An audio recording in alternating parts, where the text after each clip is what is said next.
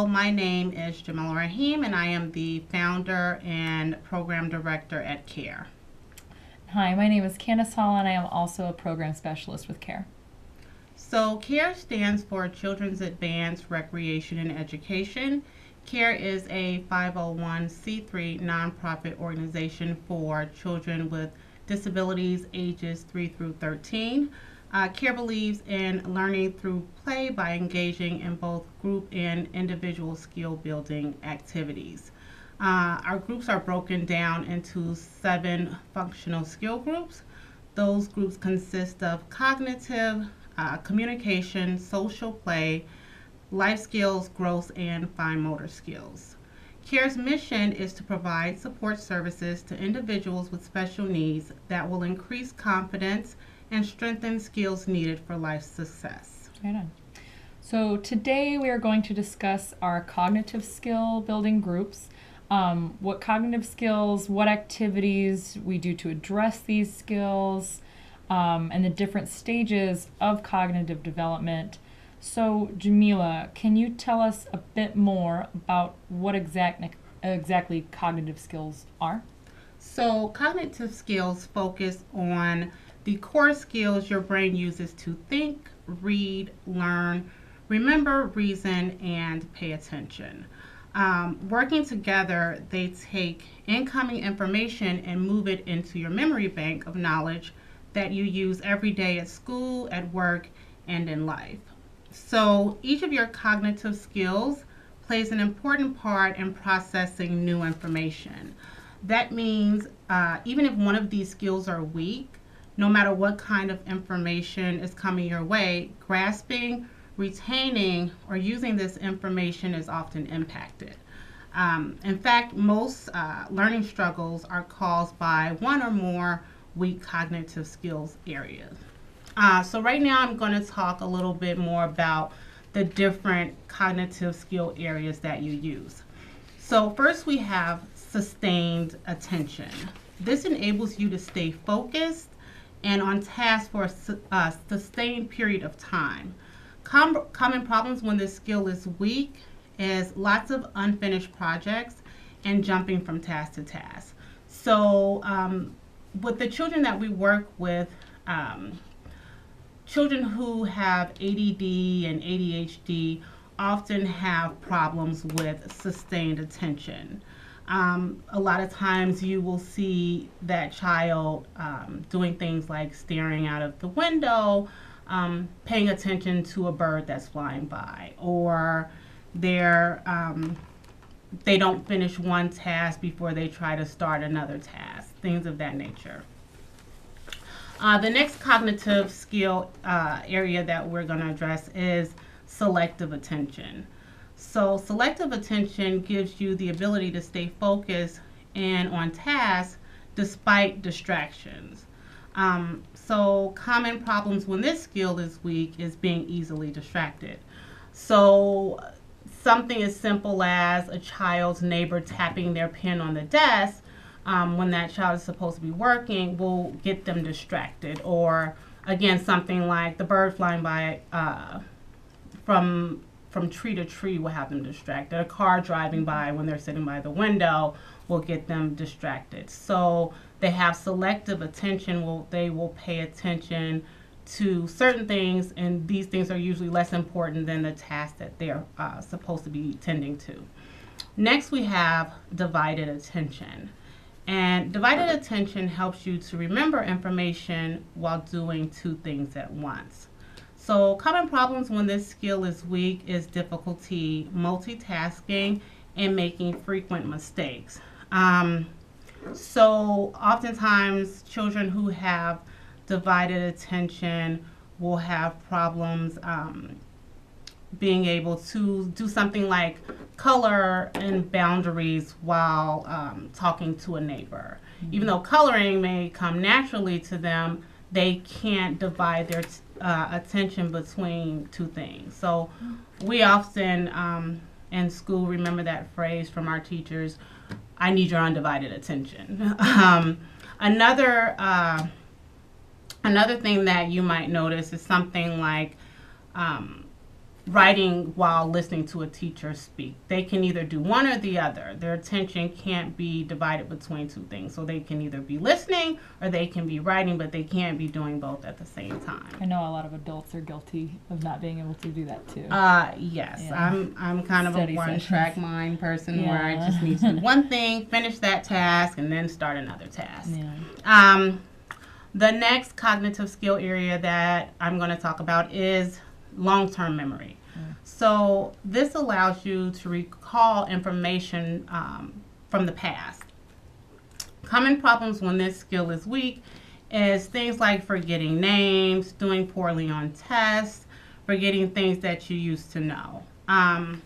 So something common for children who have issues with long-term memory may be, for instance, asking them, what did you do this weekend?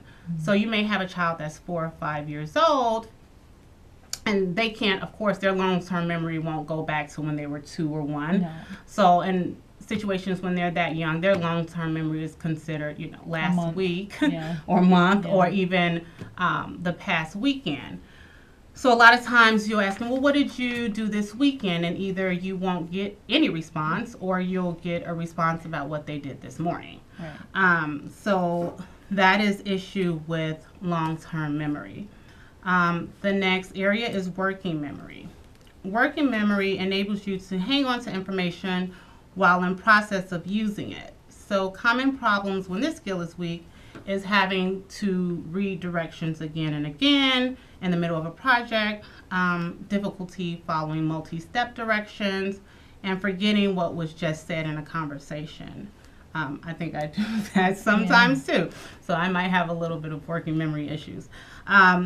Children who have issues with working memory will sometimes have difficulty with multi-step directions like 3-step directions. For instance, a parent might say, go to the kitchen, get your lunchbox, and then put on your coat and shoes. That child, by the time they made it to the kitchen and grabbed their lunchbox, they forgot all about the coat and the shoes. And it's like, okay, what do I do next? So that is an example of common problems with working memory. Do you have any examples of how to maybe build up either the long-term or working memory? For working memory, we have some games that we're going to talk about later that can help you with memorizing and memory. So, but we'll get into that after we cover these last few things. The next one is logic and reasoning. So this helps you to reason, form ideas, and solve problems. Common problems when this skill is weak is asking questions like, what do I do next? Or saying, I don't get this. Struggling with math, feeling stuck or overwhelmed. So an example of logic and reasoning problems may be found in math word problems. So I might say, if Johnny has 2 pieces of candy and I ate one, how many pieces of candy does Johnny have left? Well, that kid might know that 2 minus 1 equals 1, but when you put it into words where they have to use logic and think and problem solve, then they have difficulty figuring out the answer to that question. The next one we're going to talk about is auditory processing. This allows you to analyze, blend, and segment sounds. Common problems when this skill is weak is struggling with learning to read, reading fluency, and reading comprehension. So, say for instance, we say Mary bought an apple when she went to the store, and then she went to Grandma's house. What did Mary buy from the store? Children who have issues with auditory processing might say something like a chair or an orange or something other than the apple. Again, this is an issue with reading comprehension. Next, we have visual processing. This enables you to think in visual images, and common problems when this skill is weak is difficulties understanding what you've just read, difficulty remembering what you've read, following directions, reading maps, and doing math word problems. So I just gave you the example of Mary going to the store. When we talk about Mary going to the store, buying an apple, and then going to grandma's house, we often picture images of what Mary looks like, what the grocery store looks like, the produce section, what grandma's house looks like. Children who have problems with visual processing don't picture these images in their mind. And these images that you have in your mind help you to solve the problems. I know, for instance, when we read books, one of the great things about reading books is that it takes you to a different place, and you can visualize in your mind what you're reading. What you know, if you're reading a book about shopping in New York City, you picture what that looks like. Whether that image is correct or not doesn't really matter, but you have that visual image in your head. And again, kids that have visual processing issues do not picture these images in their mind. So last, we're going to talk about processing speed. Processing speed assists in helping you to perform tasks quickly and accurately. So common problems when this skill is weak is that most tasks are more difficult, taking a long time to complete tasks for school, and frequently being the last one in a group to finish something. And in order to achieve this skill, there has to be some mastery and fluency with the task that's being performed. So after so long, you don't have to think about, as a child, when you get to 3rd grade, 4th grade, you don't have to think about 1 + 1 = 2, 2 + 2 = 4, 3 + 3 = 6. That means if you don't have to think about it and you just answer, you have mastered this skill. You are fluent in this. So children with processing speed deficiency have issues mastering like simple math problems like that. So now we're going to go into some activities that we do at C.A.R.E. Candace just asked me about some examples of how to increase our cognitive skills. So we are going to talk about some of the games and activities that we use that help to increase those skills. Okay. I know a lot of the games went over really well last week, so we brought quite a few. So let's start out and see what we got. All right, so can you hand me the picture cards, please? Okay, so first I wanted to start out with the stage picture noun cards. I'll put it into overhead for you guys. I'll zoom in so everyone can see. So the cool thing about these stage builder cards, these can be used in a variety of different methods. You can actually see the specifics on the back, if that's a little bit more helpful. Let's see if that can get less blurry. So it comes with all these different things, the animals, foods, vehicles, shapes, colors, etc. You can use these, maybe something as simple as like matching, which of these is not an animal. Maybe match up 3 different things like a blade of grass. Maybe there's a frog. Maybe there's a tree. Maybe ask them to picture, pick out the theme. Is the theme green? Is it outdoors? Is it nature? A lot of different methods that you can use for this guy. What's your favorite way to use this, Jamila? So this is one of my there we go. One of my favorite activities to work on with kids, because you can use this for let's see here. You can use this for expressive language, receptive language, matching identical cards, matching similar cards, or sorting by category. So for instance, you may have a picture of an airplane, a cup, a bus, a tree, and you'll give a kid a card of a truck. And it's okay, match this to things that go. So of course, the bus goes, the truck goes, planes go. You can also match identical cards. So they have colors in here: red, green, blue, yellow, brown. Right. And you can lay out those 5 colors and give the child a red card and say, match this to the correct color, and hopefully they would match red to red. And then you can also teach that receptively is, well, what color is this? Red. What color is this? Orange. So these can be used in a variety of different ways, even with the animals and foods and things of that nature. You can actually teach children, this picture is a cat, this picture is a picture of juice, this picture is a picture of a circle. So I mean, you can use these cards Furniture, in so many clothing, ways. Exactly.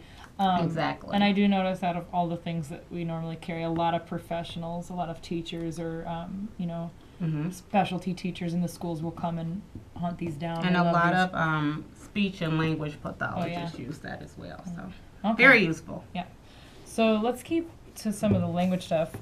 We actually just made these last week or a couple weeks ago with some of our kids. So this is called the, I call it the apple tree or the letter tree. What do you normally same thing? Apple tree Apple works for tree. me. So the cool thing about this, super easy to make at home. You can either use colored pieces of paper, plain paper, get a green, brown marker, whatever you like. The point is the idea of matching the letters to make the phonic word.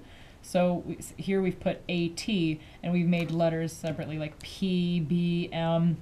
And if you were to gently put pieces of Velcro on the back, you could ask them to say, what word is this? Maybe they want to peel it, maybe they want to stick it themselves, but they can practice making that sound matching with the at, so mat. Same idea, just different words. If they want to, maybe some children have difficulty saying certain letters. I know I have a cousin who stutters and has a hard time with his P's versus his B's, so I'd make him practice that one. This is a nice simple game, easy one at home, and you can even have a huge tree with almost any single letter on it, and maybe some dry erase that could get over and make different words. Yeah, and R, even for children who are a little more advanced and a little more higher functioning, you can then use I even added math. two-letter words. So you can start to use TH for that, or PH wouldn't work in this situation, but then you can change it so that they can use more than one letter at a time. So they can use two letters. Right. Really cool. Super versatile. Little amount of time to make, not too long. Okay, so kind of stepping away from shapes, let's grab into, or going into shapes actually, I should say. So this is another super easy one. This one we would call just making shapes specifically. Let's see. So in here we've got some different popsicle sticks that have different shape names on them. I think we only have 6 shapes here, or we don't try to go up to what we were talking about, dectahedrons earlier. A lot of the kids can't memorize those. But use simple stuff like triangle, square, pentagon. Maybe make a kind of pick a stick out of it, let them select a stick, pick out the shape, recognize, there's corners, how many corners are there. I know a lot of kids, even if they're a little bit farther ahead, maybe they can fold the square and identify that that's a rectangle. Maybe they can fold the triangle in half and say that it's a new shape. Really easy, really reusable. Maybe you can make these, also just cutting these out, practicing those fine motor skills we were talking about a few weeks ago. That's half the battle for, especially some of the younger kids have a hard time just holding scissors properly, but this is a good educational practice. Yes, paper popsicle sticks. Maybe literally buy a box of popsicle sticks and recycle those guys. So let's see, what else should we talk about? I sure do like the make and break game. Bring one that of on my over here. favorites. Yeah. One of my favorites. Bring that on over. We'll do this together. So make and break. This is another easy one to recreate at home. I'll make this real big for you guys so everyone can see. Okay, so make and break. The idea of this guy comes with a timer, not very frustrating, especially for some of those kids that are having issues with that long-term memory, or possibly just, what were we talking about? That working memory. To me, that thinks of like making IKEA furniture, so I get very frustrated with long, difficult games. I have the examples here. Oh, she's got the example. So with these guys, all you need, you get these golden coins, but we can talk about those later. But the point of the game is they come with these cards, and the cards are just an easy way to direct what the game would want you to do. I'll zoom in for you guys. So this card in particular, it wants you to stack a brown cube, a yellow cube, and a green cube. So they would have to find the cubes in this game, and I've actually had Jamila put these aside. So very simply, you would try and figure out, and we're doing this laying on the table, but if you're trying to do this standing up, this gets much more difficult. So again, with the fine motor skills, really good practice.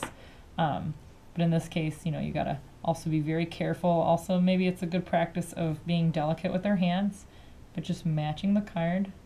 And then once they're done, you know, they get the point system. It comes with a dice on, you know, how many cards to draw and a timer as well. So good practice on being delicate but fast and efficient at the same time.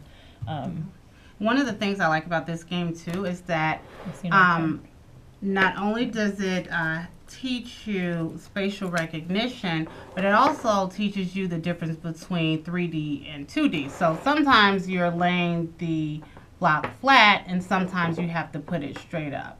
And you'd be surprised, a lot of kids with disabilities and who have cognitive issues will sometimes get confused with between 3D and 2D. Right. Or just being able to be careful. Kind of like drawing in the lines. Okay. So we can tidy this guy up, put this away. And while we nicely put that away, a couple other favorites. Some that maybe folks might have around their house more often than not. Something like Candyland. I actually did bring Candyland, so if anyone just wants a little blast of nostalgia in this guy or forgets what Candyland is. Really simple board. Probably one of the hardest games to lose the pieces to ever. Really good at color recognition. I think this is probably my favorite first game for a lot of toddlers or preschoolers. If you remember, you know, draw the card. If it says 1 yellow, take your piece. Maybe they've got a favorite color and go to the first yellow. And it's as simple as that. Very quick, very simple, easy game. Not a lot to win or lose in this one, so it's a good team. No, and a good thing about this game too, and I think we talked about this before, is that a lot of times our activities don't involve only teaching one skill. They actually teach multiple skills. So this could also be used as a to teach social skills because it's a group game. So kids have to learn about taking turns, how to win nicely, how not to be a sore loser, so things like that. It's good for social skills as well. I think we've got time for one more. I think Guess Who is probably the best bet. Yeah, I agree. Again, if we're trying to stick to things that are probably a little bit easier for families to obtain, what's already in the house. This one you could make, but it might be a little bit more difficult to get the pieces. I've seen people make these out of cardboards and just cut out slits. Pretty cool. So Guess Who, super classic. Pretty easy to find.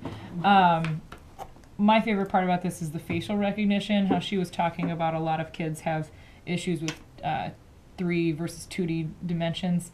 A lot of kids have an issue recognizing faces, especially with sometimes people they're familiar with. I like this one. You can be as broad as you want to be with it. You know, find the man with the hat, find the woman with the hat. Maybe practice simplifying your own words, asking the questions. What's your favorite way to play this with the kids? One of the things that I like about the Guess Who is that it not only teaches you faces, but it has food groups. It also has sea animals. Oh, yeah. So there's different cards in here that you can actually use. So it teaches you a lot of different things other than about people. So it's way cooler than when I had it when I was little. We didn't have all that. Yes, so some of these plastic games are actually like the best ones to use that have been around for a really long time. Okay. So we actually went through not as much as I wanted to, but we've got plenty of time next week. So to wrap up, thank you guys for tuning in. The best way to get a hold of us, again, I put our information up here, www.spectrumtoystore.com. You may also email us at info@spectrumtoystore.com, and the best phone number is 773-231-8001. Join us next week. I think we're going to be talking about life skills. Yep. Social skills. Okay, cool beans. So hopefully we'll see you guys next week and have a good one. Thanks for tuning in. Bye.